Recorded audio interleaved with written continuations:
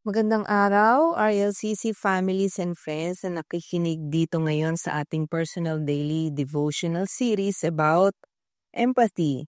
So, bakit ba natin tinatalakay ito? Kasi sa panahon ngayon, napakadaling magdesisyon, mag-react o mag-comment ng hindi muna natin hindi pa tayo nakikinig. Pero si Jesus iba, di ba? He sees people with compassion, He listens with love, and He responds with grace and truth. So sa daily devo na ito, ang goal natin ay simple lang.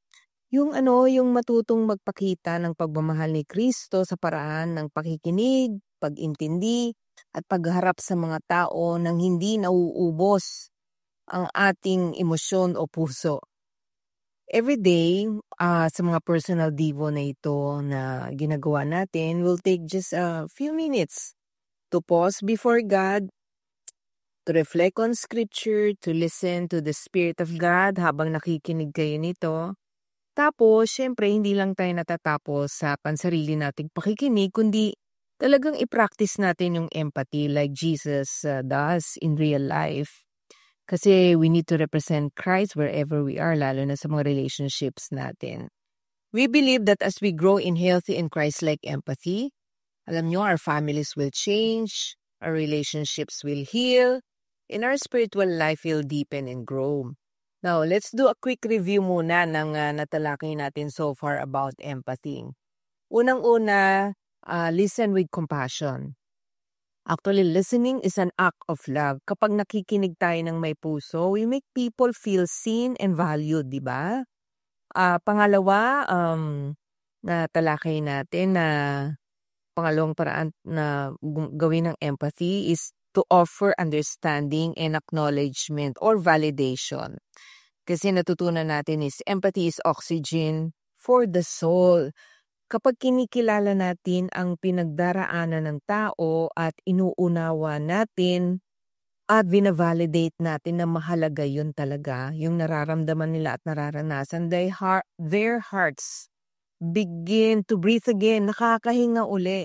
Kahit hindi pa solve ang problema, parang feeling nila may pag-asa. Di ba naranasan mo rin no, siguro na nung may nakinig sa'yo talaga ng may compassion, nung may nakinig sa'yo ng walang paghuhusga, kundi inunawa ka talaga. Pero today, we're gonna focus on the third step on how to show empathy. It is letter V, verbalize the truth in love and healthy boundaries. Bakit ba kailangan to? Ang empathy, hindi to yung parang passive lang na nakikinig kasi ang tunay na pagmamahal hindi lang nakikinig. Lalo na sa pamagitan lang ng tenga o naririnig mo lang yung kwento o sinasabi ng tao. Kundi naglalakas loob ding magsabi ng katotohanan ng may pag-ibig, may respeto at kababaang loob, yung nakikinig mismo. So, let's read Ephesians 4:15. Instead, speaking the truth in love, we will grow to become in every respect the mature body of Him who is the head, that is Christ. Why don't we pray right now? Panginoon, hayaan mo po na mas maging maliwanag at malalim ang pagkaunawa namin sa Christ-like empathy. Kasi unang-una sa lahat, nais namin tong gawin sa aming mga kapwa, sa aming mga kasama sa church at kaibigan, kapamilya. Lord, in the same way that you are more than willing and you're always there to give us your empathy and your love sa mga nararanasan din namin at nararamdaman. Lord, tulungan mo kaming mas maunawaan ito at ma-apply ito by faith in Jesus' name. Amen. So, empathy is not the same as enabling. Yung sermon explains that real love includes speaking the truth gently, clearly, and with kindness. Hindi yung bara-bara na minsan nga, di ba, totoo naman yung sinasabi, pero ang sakit. Masakit na nga yung katotohanan, pero yung sabihin mo pa ng walang kindness and grace, parang doble yung sakit. Kaya minsan nare-resist nung nakikinig. So, loving boundaries help create safety for you and for the person you are walking with. When we speak the truth with humility, we help others grow toward Christ without shame or harshness. Boundaries are not walls. They are channels for healthy, redemptive relationships that lead to healing. So paano ba natin gagawin tong speaking the truth in love with healthy boundaries pag nagbibigay tayo o nagmi-minister tayo ng empathy? So una-una, 'di ba, napaka-importante na talagang ginawa mo na yung first 2 steps bago ka mag-speak the truth.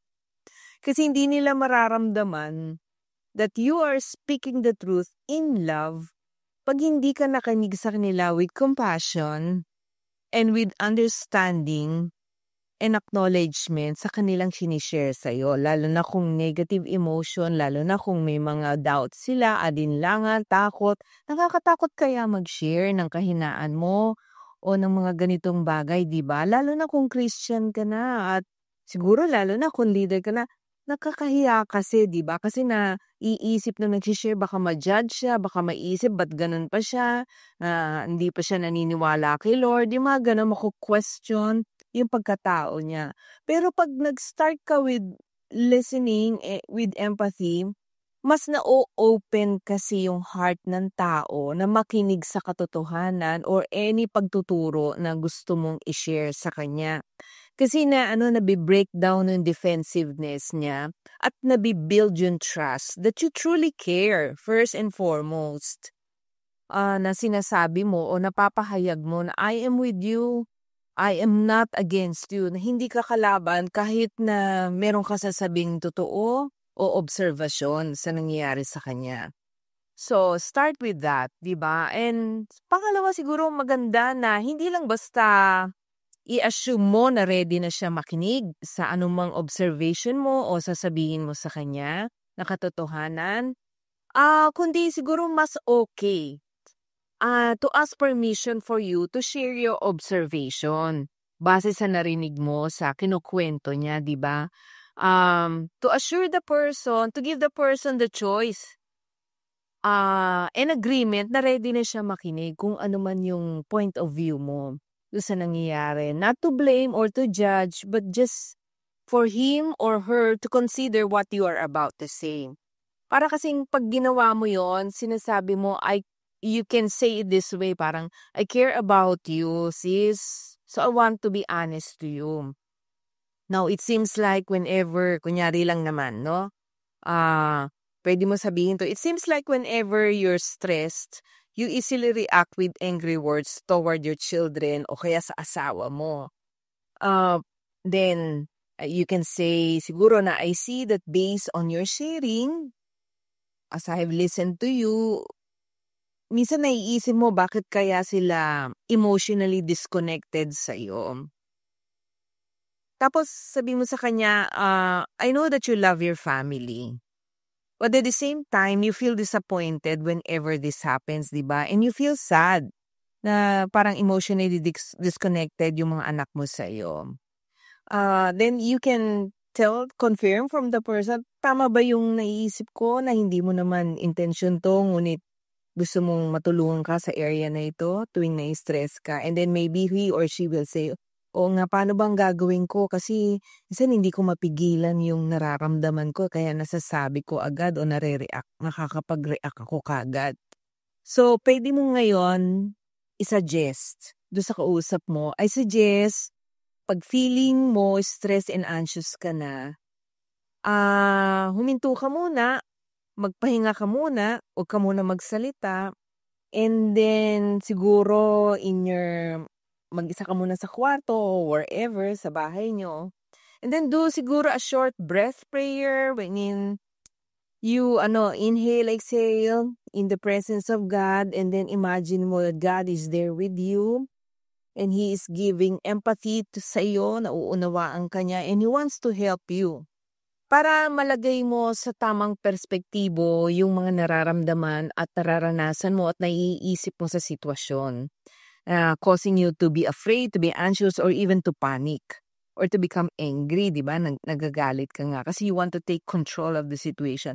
So, during the time na you're doing a short, breath prayer, hinga lang, imagine mo Jesus with you during that time, asking for wisdom and grace on how to respond during the emotionally charged situation or moment.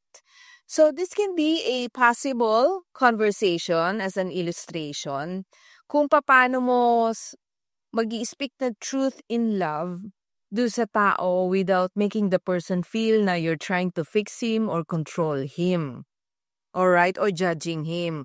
So at the same time, you can also do is to invite cooperation from the person. Not control. Again, cooperation, not control. Na dapat magbago na yung tao after your talk. Pwede mo sabihin sa kanya, what is the Lord inviting you to do as part of your healing process or deliverance dito sa chronic anxiety mo, for example? And then pwede mo rin tanong sa kanya, what do you think is your next step of faith? Kahit baby steps of faith that you can do.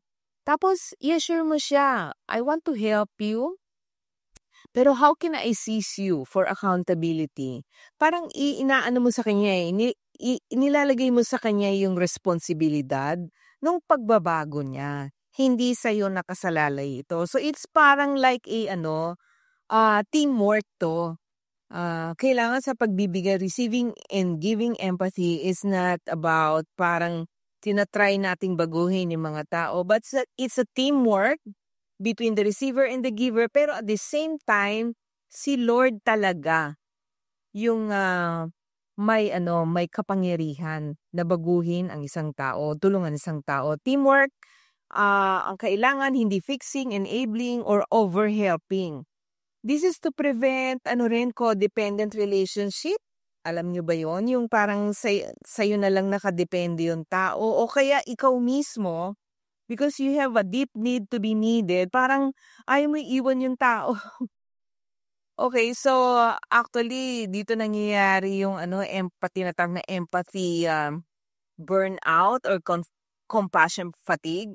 Resulta ito ng yung absorbing all the burdens of the other person, tapos hindi mo nile-let go yung outcomes ng conversation mo o ng ministry mo. Always remember, our role is to provide a safe place and not to become the savior of the person. Jesus himself listened with compassion. He understood people's pain, but he also spoke the truth that leads to freedom and growth. Amen? So sige tayo manalangin. Lord, tulungan mo kami to speak the truth in love, gently, wisely, and kindly. Yung hindi intentionally nakakasakit o hindi bara-bara, pero nagdadala ng healing, ng clarity and love do sa kausap namin o pinapakinggan namin. May our words lift people up, not tear them down. May our boundaries protect love, not block it. And may Christ teach us how to be both graceful and truthful just like Him. Ito ang aming panalangin in Jesus' name. Amen. So for today, I want you to reflect this question. Is there a relationship in your life where truth and boundaries are needed so that love can flourish? So salamat sa inyong pakikinig and God bless you. At hayaan nyo ng Espiritu Santo ang patuloy na mangusap sa inyo at magbago sa ating lahat. Amen.